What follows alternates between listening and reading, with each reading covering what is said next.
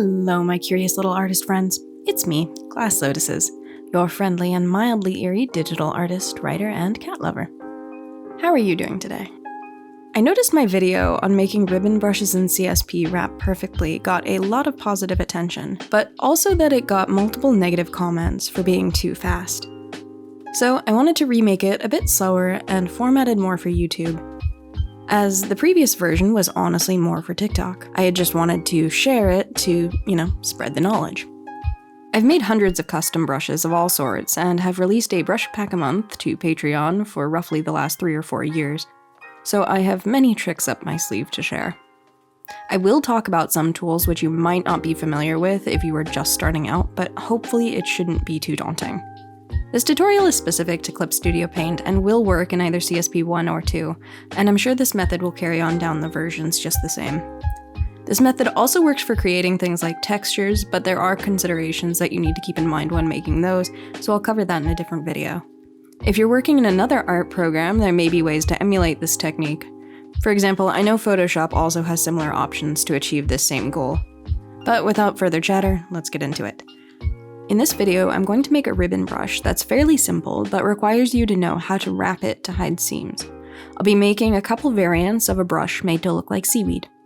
I want the brush to be able to change to whatever color I want it to be as well, so I'll cover that too, but we'll focus primarily on the ribbon making. Here, I'm starting with a raster layer. Brush making doesn't really work well with vectors in my experience, and it won't really work for what we need here. You can start with a vector though, if that's where you're comfortable. The absolute easiest way to make a ribbon brush loop properly is to make a perfectly straight line of consistent thickness from the top to the bottom of the page. There are 2 ways to do this. The first method you can use relies on the parallel line guide tool, which I just demonstrated in this video, and use of a brush with a consistent edge and diameter set to 100% minimum. To lock the parallel line guide tool to a particular clean angle, such as perfectly vertically or perfectly horizontal, just hold Shift and roughly gesture the way you want it to go. Then make your stroke completely from the top to the bottom of the page.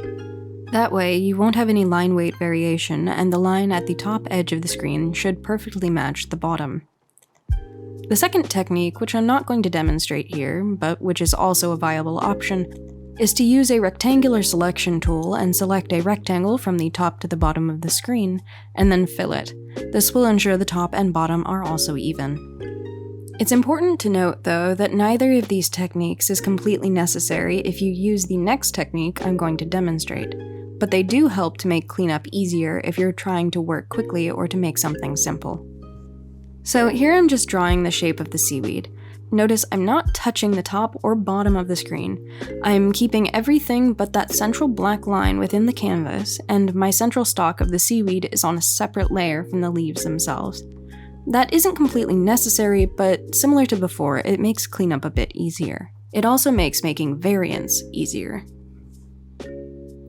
Okay, this part's the key, so watch closely. First, you're going to duplicate the layer that you want to wrap. Here, I've duplicated the leaves, since the main stem is already a perfect loop. I don't need to necessarily duplicate that. I often make a lot of duplicates in this process so that if I mess up, I can roll back, or so that I can use bits and pieces to fill in gaps later. So, step 1, duplicate your layer. Step 2, this is super important. Control A to select all of your canvas. If you don't do this, then when you go to another step in just a minute, your entire design is going to tile. We want our entire canvas size to be captured in the following steps. Step 3. With everything selected, right-click on your duplicated layer and select Convert Layer. This will bring up the Convert Layer options box. Step 4. Select Type Image Material Layer. This will turn your layer into an image material, which will prevent you from doing some stuff with it, but don't worry, we'll turn it back into a raster in just a minute. Click OK. Step 5. In my personal workspace, this item is in the upper left, and the symbol you're looking for should look like a little box with a mouse. It's the Operations Object menu, and it tends to be in a section with a few other tools with different symbols, so you might not recognize it immediately. But do a little digging up there and you should hopefully find it. Here, if you've successfully converted your layer, you should see an option at the bottom of the Tool Properties menu which says Tiling. You're going to want to check that box. Usually, you'll likely want to leave the corner symbols to the right of this alone unless you are making a pattern or other design. For now, we won't touch those. Step 6. Deselect everything. If you have your canvas selected, you have essentially elected to move infinite space, and you will not be able to do so. Step 7. Use the Move Layer tool to move your image material layer up to the edge of your screen. I usually hold Shift while doing this just to make sure that I move it perfectly vertically. This should loop it around to the bottom of your screen, and this is where everything really starts to come together. Step 8. We're going to rasterize the layer back so that we can draw on it again. Right-click your image material layer in the Layers pane, and click Rasterize. That's the main body of the trick complete, so now we're going to work on filling in the gaps. Alright, so now I'm just going to fill in the gaps between the leaves. I like to make a few different variants whenever I make brushes, just so that I can have some added realism and break up the visual field a bit when I actually go to use them. That way it doesn't necessarily immediately look like I used a brush, and it's not too repetitive. Once you have your ribbon brush how you like it, you're going to compress all your layers you want as your ribbon together. You can see here I have a few different versions. All of these versions have different shapes of leaves, and all of them have their stems attached to the leaves now. So duplicate and merge the layers you need to, so that everything you want is on one layer. Clip Studio caps brush sizes at 2000 pixels, so you will want to crop as closely as you can to your brush. Any gaps you leave around your brush shape will essentially cut down on your maximum size. You also want to make sure that your brush is large enough so it's not too pixelated when you scale up, but small enough that it's not pixelated when you scale down. Essentially, consider your use case for your brush.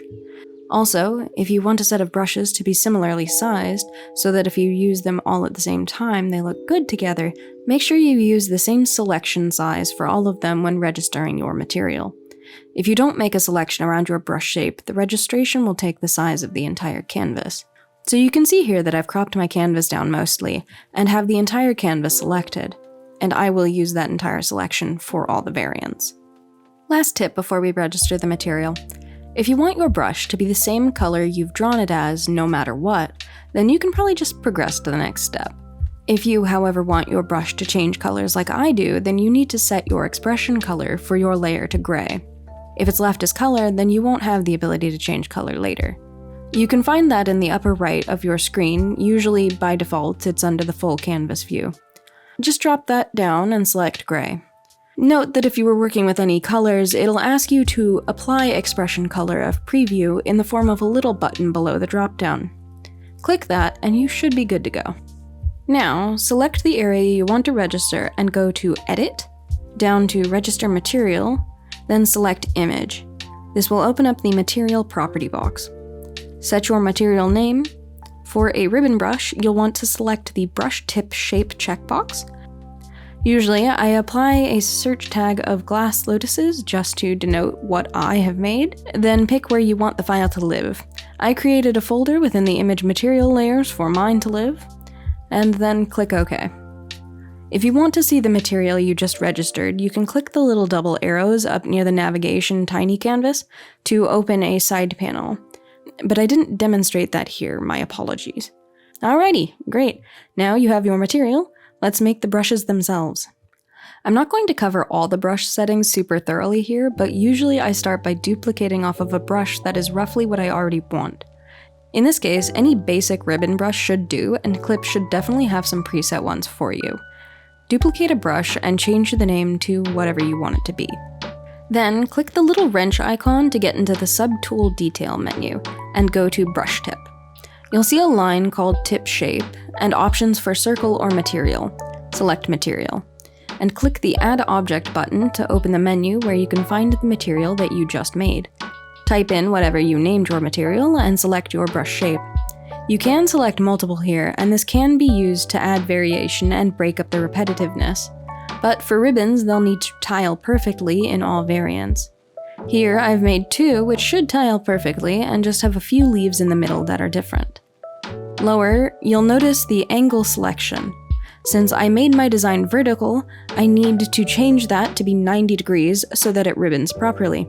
You can see in the little demo box that it's not looking quite right to begin with. So I set that to 90, but if you made yours horizontally, you can leave it as 0. And just to show you what they can do, you can select it to flip horizontally or vertically. Flipping entirely horizontally or on reverse strokes will just make your design flip the other way. But if you set it to random, it will not look right. Same for vertical. Another important selection here is the stroke page. If it's not already selected, you'll want to select the ribbon checkbox. Then, if you have just one shape, this won't matter much. But if you have multiple shapes, selecting the repeat method will change the look. I don't demonstrate them all here, but the basic repeat will go in order your material items are in, and will just loop in that order. Reverse will go in order, and then flip the order for each cycle. Do not repeat will only go for one pass-through of all the materials, but will continue on with the last material. Random is my preferred, and will just shuffle them all randomly and often gives the best effect to look natural. One time only will do everything in order just once, and one random cycle will do all of them only once, but will shuffle them. As random is my preferred, that is what I click here. I also changed the brush size to be a nice flat number. Usually I make this just a bit smaller than what my actual material size is, but here I just went with 300. Opacity, I want it to be 100 for this, and we shall save our settings as default. And there you have it, a nice seaweed brush that is a perfect ribbon. As you can see here, I ended up making an even fancier version, but I'll save that for next time. Thank you very much for taking this time with me. I hope this helped and elaborated on my previous post. If you have any questions or if there are any other tutorials you'd like me to make, let me know in the comments. And of course, if you liked this video, like and subscribe for more. Have a nice day. Bye bye.